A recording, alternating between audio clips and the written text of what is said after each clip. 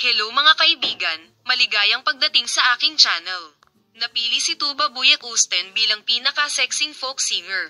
Magiliw na sanggunian mula kay Engin Accurek. Sa isang survey na isinagawa sa social media, napili si Tuba Buyak-Usten bilang pinaka-sexing babaeng Turkish na nabubuhay. Habang maraming user ang nagkomento sa mabilis na lumalagong kaganapang ito, nagsimulang masangkot ang mga sikat na pangalan sa issue. Ang sikat na resulta at aktor na si Sam Ozer ay gumawa ng banayad na sanggunian sa pamamagitan ng pagbibigay ng mga halimbawa mula sa kanyang sarili at kay Erdal Inanno. Ang sikat na aktres na si Tuba Buyak-Usten ay napili bilang pinaka-sexing babaeng Turkish na nabubuhay bilang resulta ng isang survey na ginawa sa social media.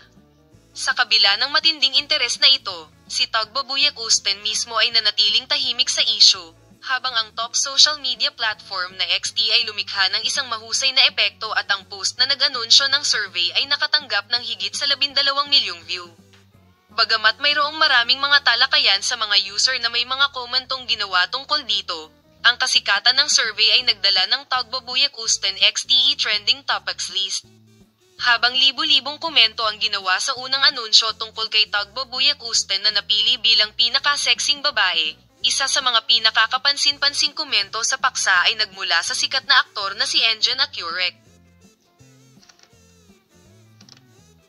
Nilapitan ni Engin Accurek ang balita tungkol kay Tuba Buyak-Usten sa pagpili ng pinaka-sexing babaeng Turkish na nabubuhay sa isang nakakatawang paraan at gumawa ng isang sanggunian sa kanyang sariling nakaraan.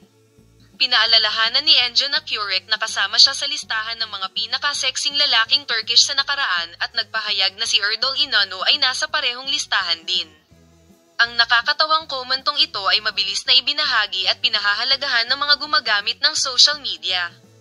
Ang kaganapang ito, na naging trending topic sa social media na may kasikatan ng Tuba Buyak-Usten at Tuba Buyak-Usten, ay patuloy na kumakalat sa mga user na may mga nakakaaliw na komento at pagbabahagi.